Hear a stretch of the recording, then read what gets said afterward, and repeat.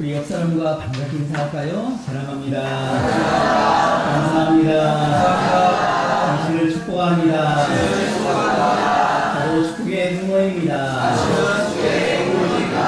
이름 받으시고요. 시작. 저도 축복의 동로입니다. 아멘. 여러분 한 주 동안 잘 지내셨나요? 네. 지난 한 주 동안에 저는 참 기뻤습니다. 신방하면서 우리 성도들 가정, 아직 신방을 받지 못한 가정도 있지만 제가 은혜를 많이 받았습니다. 성도님들이 얼마나 은혜를 받았는지 모르겠지만 저는 엄청난 은혜를 받고 너무나 기뻤습니다. 행복했습니다. 그러면서 말씀을 전하는 것 엄청난 축복이구나. 또 말씀 안에 사는 것이 엄청난 축복이구나 라고 하는 그런 생각을 해보았습니다. 이미 신방을 받으신 분들은 그 말씀을 가지고 또 찬양을 가지고 올 한 해 그걸 붙들고 기도하시기 바랍니다. 또 믿음으로 사시기 바랍니다. 또 신방을 받지 못한 그 가정들은 틈틈이 주일날 이제 가정에서 드리지 못한 분들은 이제 교회에서 이렇게 개인적으로 사모와 함께 이렇게 신방을 할 거니까 여러분들 말씀 받으시고 사모한 마음 가지고 2024년 한 해 동안 말씀을 붙들고 사시기 바랍니다.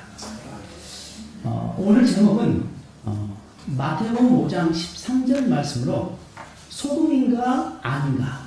저를 따라서 한번 해볼까요? 소금인가 아닌가. 소금인가 아닌가. 이 제목을 가지고 은혜를 나누기 원합니다. 2021년도 8월 29일 성경 상징과 또 의미에 대해서 일부를 발표했습니다. 성경 속의 소금을 이해하기 위해서는 소금의 종류를 조금 구분할 필요가 있습니다. 정제염인가 천일염인가 하는 것을 말하는 것이 아니라 바닷속에서 추출한 것인지 아니면 바위 소금, 즉 산에서 채취한 암염인지를 구분하라는 말입니다. 성경에서 두 가지 형태의 소금이 모두 등장합니다. 예를 들자면 오늘 본문에 나오는 마태복음에서 소금에 맞춘 암염을 뜻하는 것이고 구약의 성막 제사에서 사용된 소금은 천일염을 보입니다. 물론 이것은 추측입니다. 하여튼 소금 본연의 성질을 강조하고 있는 것이 구약의 제사입니다.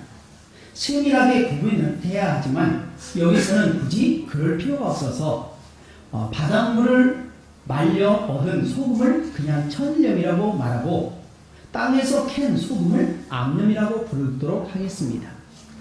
먼저 천일염입니다. 천일염은 바다에서 수분을 제거하고 만든 소금을 말합니다. 순수한 염화 나트륨이 아닌 바닷속에 다양한 성분이 들어있기 때문에 건강에 매우 유익합니다. 우리나라의 경우 서해안 지역에 많은 염전이 있습니다. 특히 신안은 소금의 성으로 알려져 있습니다. 성경 안에는 이러한 점이 등장하지 않지만 주중에를 중심으로 염전이 존재합니다.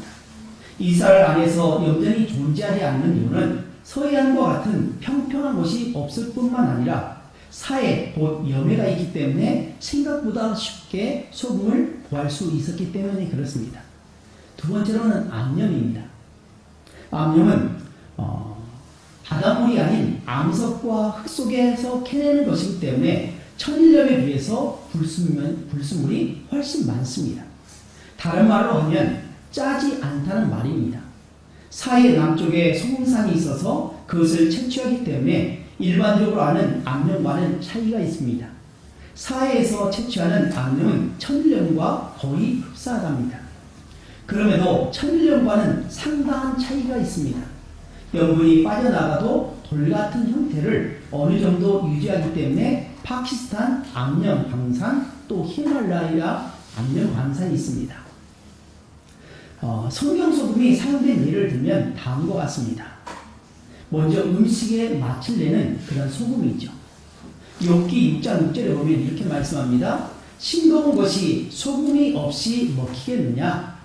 닭의 알 흰자위가 맛이 있겠느냐? 또 식품으로서의 방부제 역할이 있죠. 또 나쁜 물을 고치는 약재로도 쓰였습니다. 열왕기하 2장 21절에 보면 엘리사가 물 근원으로 나아가서 소금을 그 가운데에 던지며 이르되 여호와의 말씀이 내가 이 물을 고쳤으니 이로부터 다시는 죽음이나 열매 맺지 못함이 없을지니라 하셨느니라 하니, 또 제사에서 사용되었습니다. 레위기 2장 13절입니다. 내 모든 소재물에 소금을 치라. 내 하나님의 언약의 소금을 내 소재에 빠지지 못할지니 내 모든 예물에 소금을 드릴지니라.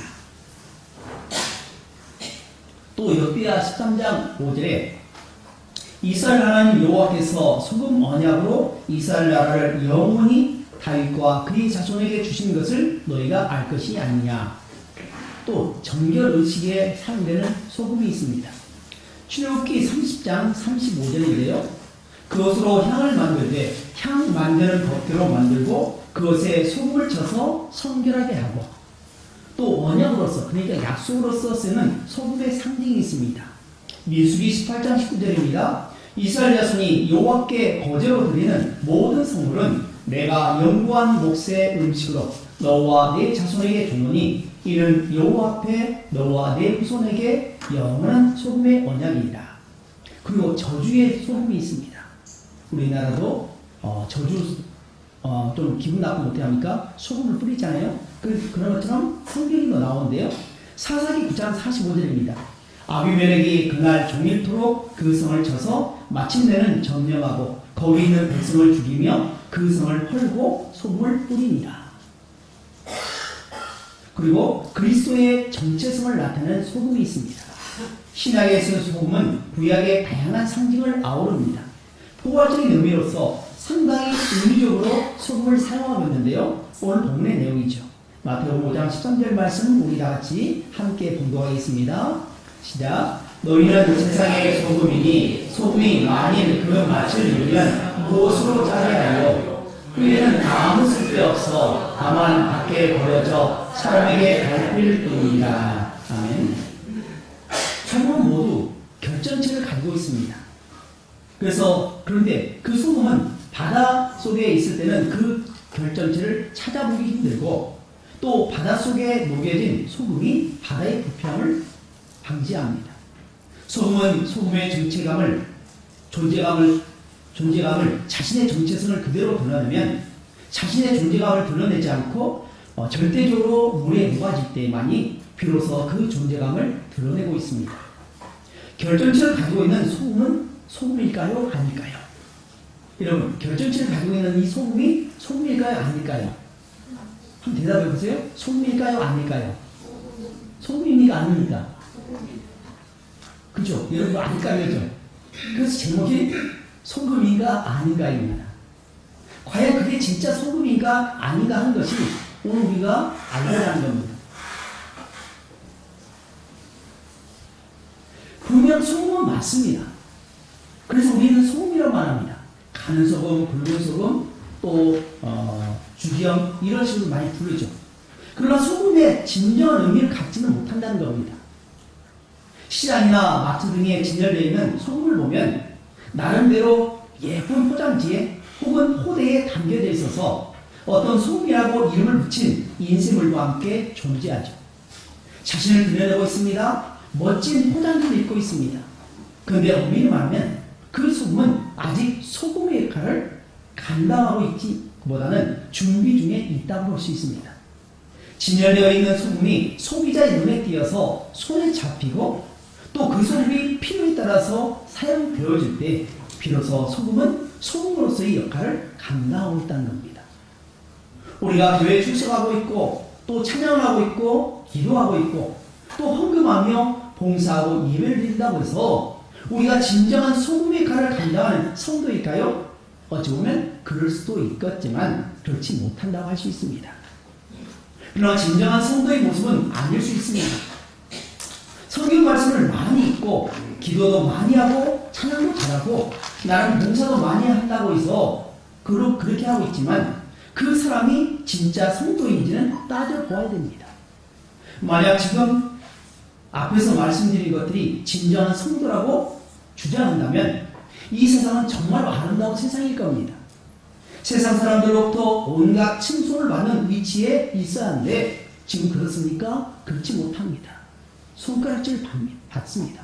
목사도, 장로님도, 권사님도, 집사님도, 성도도 온통 세상으로부터 손가락질 받는 것은 진짜 성도의 모습을 갖지 못하고 있기 때문에 손가락질 받고 있다고 해도 과언이 아닐 겁니다.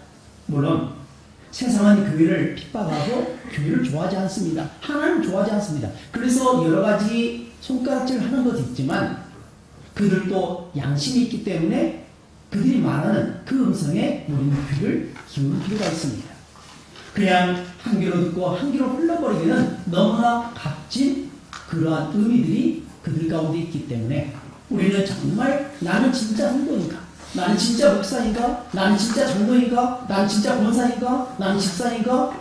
나는 진짜 성도의 모습인가? 라고 하는 것을 우리는 면밀히 따져보고 만약 그렇지 못한다면 우리는 지금 회개하며 나아갈 줄 믿습니다. 만약 지금 회개하지 않고 우리가 바른 길로 가지 않는다면 하나님 앞에 서는 날 우리는 부럽게도 안타깝게도 나는 너를 모른다라는 그 음성을 듣는다면 그때는 후회도 소용이 없고 회개도 소용이 없다는 겁니다. 소금이 아직 자신의 결정체를 그대로 간직하고 있을 때는 진정한 소금으로서의 역할을 감당하지 못하고 겉으로 보여지는 성도라 이름을 갖고 있지만 그렇게 살아가는 수많은 그리스도인들이 세상 속에서 완전히 녹아지는 게 없어서는 녹아지고 없어져서 낮은 자세로서 사람들을 섬기고 교회를 섬기고 정말로 아름다운 성도가 될 수 있다는 겁니다. 소금이 소금다운 삶을 살기 위해서는 자신이 죽어져 없어지는 과정을 통해서 방부제 역할을 하고 마취를 내는 삶을 살아가듯이 성도라 불림을 받는 성도들이 가정과 직장과 사업장 또 교회와 사회에서 자신의 욕심을 내려놓고 겸손하게 섬기면서 사랑으로 이웃을 섬길 때 비로소 성도가 되는 것입니다. 요한복음 13장 34절에서 35절에 예수님께서 이렇게 말씀하셨습니다. 새 계명을 너희에게 주노니 서로 사랑하라. 내가 너희를 사랑한 것 같이 너희도 서로 사랑하라. 너희가 서로 사랑하면 이로써 모든 사람이 너희가 내 제자인 줄 알리라 라고 말씀합니다. 하나님께서 이스라엘 백성들에게 십계명을 주셨듯이 예수님께서도 제자들에게 새로운 계명, 새로운 의미의 계명을 주셨다는 겁니다. 내가 너희를 사랑한 것 같이 내가 너희를 사랑한다. 그런 것처럼 너희도 서로 사랑하라. 너희가 서로 사랑하면 이로써 모든 사람이 너희가 내 제자인 줄 알 것이다. 너희들이 서로 사랑할 때 나는 주님의 제자입니다. 나는 주님의 성도입니다. 라고 말하지 않아도 사람들이 인정한다는 겁니다. 오늘 우리는 과연 사랑하고 있습니까? 우리는 과연 용납하고 살고 있습니까? 우리는 정말 용서하고 살고 있습니까? 꿍하고 있지 않습니까? 내 마음에 안 맞다고 해서 내 마음에 맞지 않는다고 해서 그 사람과 등을 지어 있지 않습니까?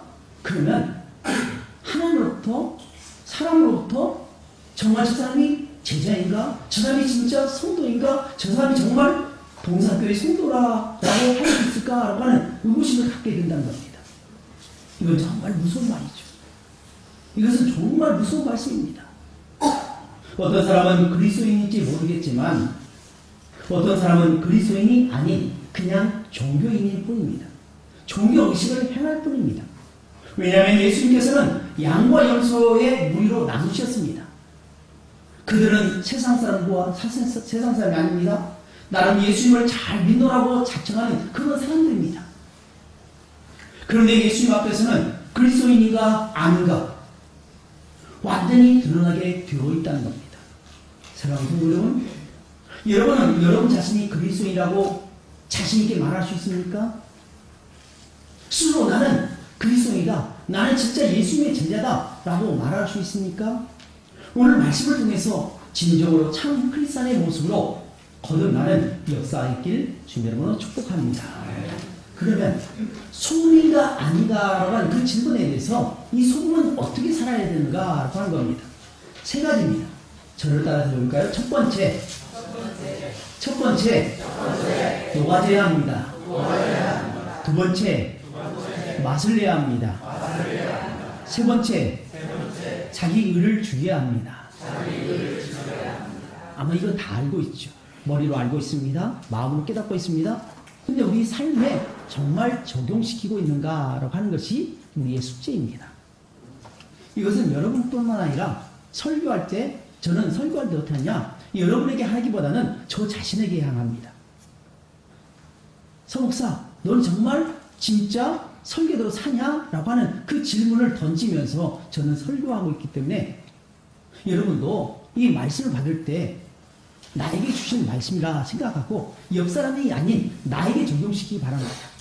항상 말씀을 자기에게 적용시켜야 이것이 묵상이 되고 삶에 적용되면서 우리는 바른 삶을 살아갈 수 있습니다. 첫 번째입니다.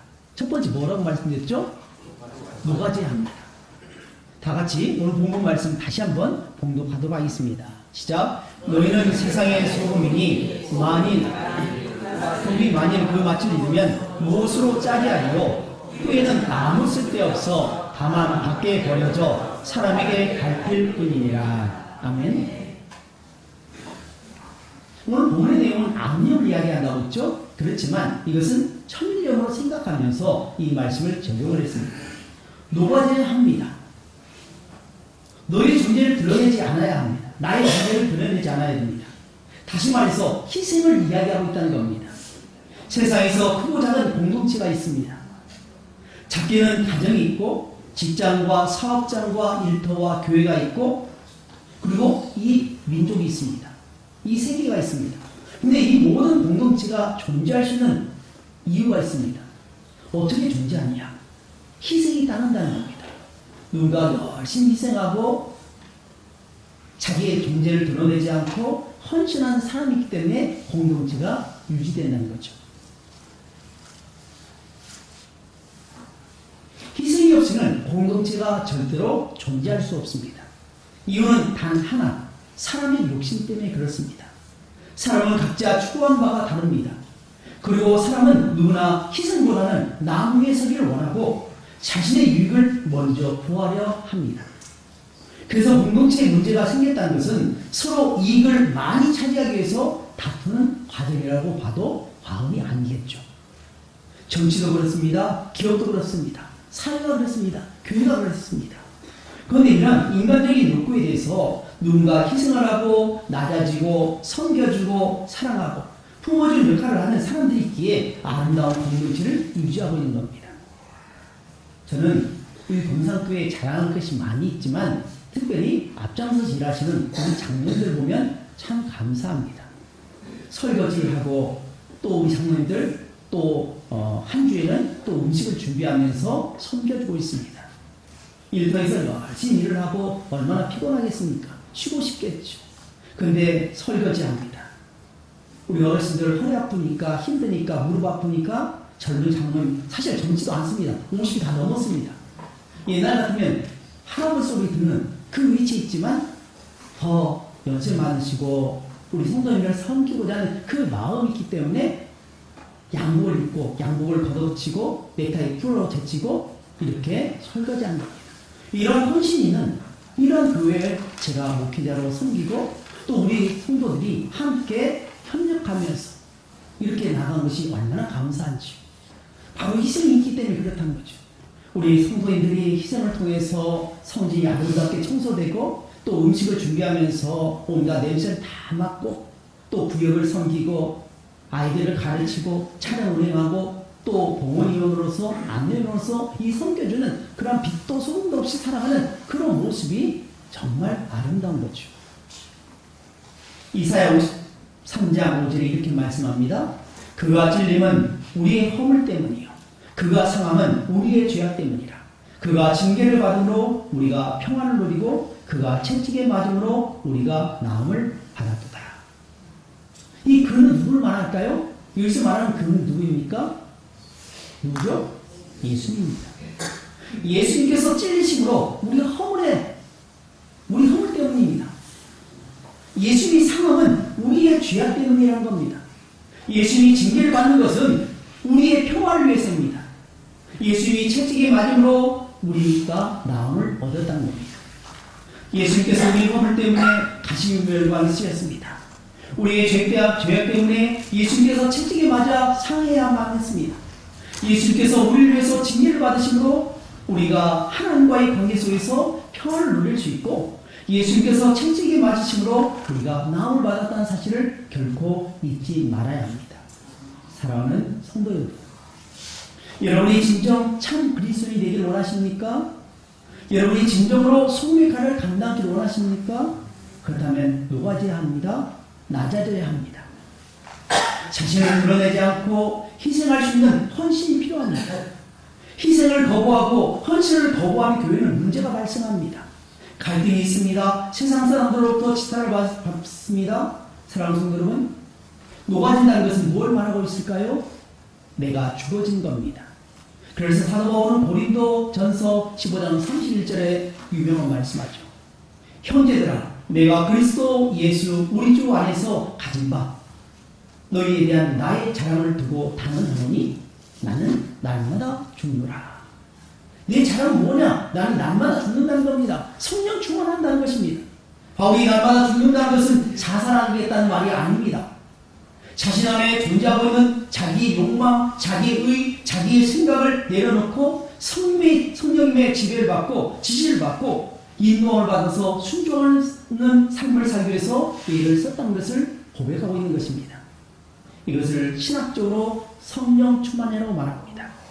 에베소 5장 18절에 술 취하지 말라. 이는 방탕한 것이니 오직 성령으로 충만을 받으라.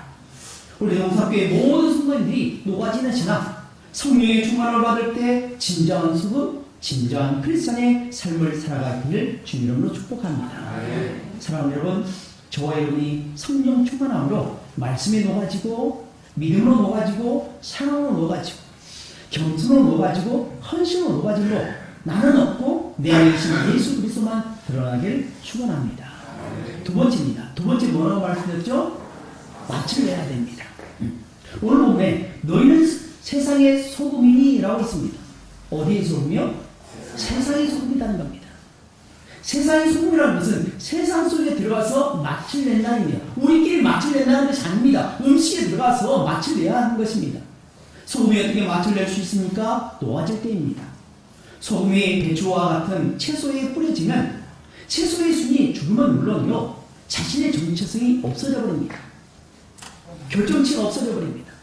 또 음식에 들어가는 조미료로 사용될 때는 음식 속에 녹아져 없어짐으로 깊은 맛을 낼 수 있습니다. 우리가 음식점을 찾죠. 맛집이라고 소문이 나는 그 집을 찾아갑니다. 왜 찾아갑니까? 맛있기 때문에 찾아가는 거죠. 맛없는 음식점은 다시는 가지 않습니다. 음식이 맛이 있으면 무엇이라도 할자도 찾아갑니다. 음식점 앞에 몇 시간씩 줄을 서고 음식을 먹으려 합니다. 그러나 음식이 맛이 없으면 사람들로부터 외면을 당합니다. 교회도 마찬가지죠. 교회에 맛을 내는 성도가 많이 있어야 됩니다. 그러면 그리스도인의 맛은 어떤 맛일까? 믿음의 맛입니다. 소망의 맛입니다. 사랑의 맛입니다. 그래서 고린도전서 13장 13절에 이렇게 말씀하고 있죠. 그런즉 믿음, 소망, 사랑 이 세 가지는 항상 있을 것인데 그 중에 제일은 사랑이라. 고린도 교회는 분쟁의 문제를 많이 가지고 있었습니다. 고린도 교회는 은사도 많고 분파가 많은 교회였습니다. 그래서 어떻게 하냐? 바울이 떠나고 없을 때에 그들은 바울파, 아볼로파, 게바파, 그리스도파가 있었습니다. 우리식으로 표현하면 목사파, 장로파, 집사파, 성도파 이렇게 나눠진다는 겁니다. 고린도 교회는 음행의 문제를 가지고 있었습니다. 고린도 교회는 소송의 문제를 가지고 있었습니다. 성도 간의 다툼을 세상 법정에 고발하는 일이 많아졌습니다. 고린도 교회는 음행의 문제가 있었고 우상의 제물에 관한 문제에 갈등을 가지고 있었습니다. 또 부활의 문제로 인해서 갈등하고 있었습니다. 그래서 사도 바울은 고린도 교회를 향해서 글을 쓸 때에 편지를 쓸 때에 13장에서는 사랑을 강조하며 이야기하고 있기 때문에 이것을 사랑장이라고 이야기합니다. 또 14장에는 이 은사 문제 때문에 갈등을 일으키고 있기 때문에 이 은사에 대해서 자세히 풀어주면서 이것을 은사장이라고 하는 거죠. 또 15장에는 이 부활의 문제를 가지고 다툼이 일어났습니다. 그래서 부활을 이야기하고 있기 때문에 부활장이라고 말하고 있는 거죠. 오늘 우리 교회도 마찬가지죠. 믿음이 없으면 하나님을 기쁘시게 하지 못한다고 히브리서 11장 6절에 분명하게 말씀하고 있죠. 믿음을 갖고 영원한 하나님 나라의 소망을 두고 살며 내가 살고 있는 삶의 현장에서 서로 사랑해야 합니다. 그런 사람이 바로 진정한 크리스찬 참 소금의 맛을 낸다는 겁니다. 마지막에 뭐라고 말씀드렸죠? 자기 의를 죽여야 합니다. 자기 의는 자신을 드러내고자 하는 그런 생각과 행위를 말합니다. 그래서 예수님께서 마태복음 16장 24절에 이렇게 말씀하시죠. 이에 예수께서 제자에게 이르시되 누구든지 나를 따라오려거든 자기를 부인하고 자기 십자가를 지고 나를 따를 것이니. 예수는 우리를 가르쳐서 너희는 세상의 소금이라고 말씀하셨습니다. 소금이 자신을 드러내는 자기의 의를 버릴 수 있어야 합니다. 물에 녹아지고 음식에 녹아지고 땅에 녹아져야 합니다. 녹아져서 내 결정체가 드러나지 않냐면 소금의 역할을 제대로 감당할 수 있는 겁니다. 마찬가지로 우리 성도들이 가정에서, 직장에서, 사업장에서, 일터에서, 학교에서, 교회에서 자기 일을 죽여야 합니다. 그럴 때만이 비로소 작은 예수로서 그리스도인의 삶을 제대로 살아갈 수 있습니다. 욕심을 버려야 합니다. 세상적인 욕망을 버려야 합니다. 그리스도인으로서 옷을 입어야 합니다. 그리스도로 옷을 입어야 됩니다. 나의 나라가 아닌 하나님 나라 건설을 위해서 일해야 합니다. 그래서 우리 동산교회 성도들의 삶이 중요하다는 겁니다. 진짜 소금의 소리를 들을 수 있어야 합니다. 진짜 그리스도인이라는 소리를 듣고 또 그렇게 평가를 받아야죠.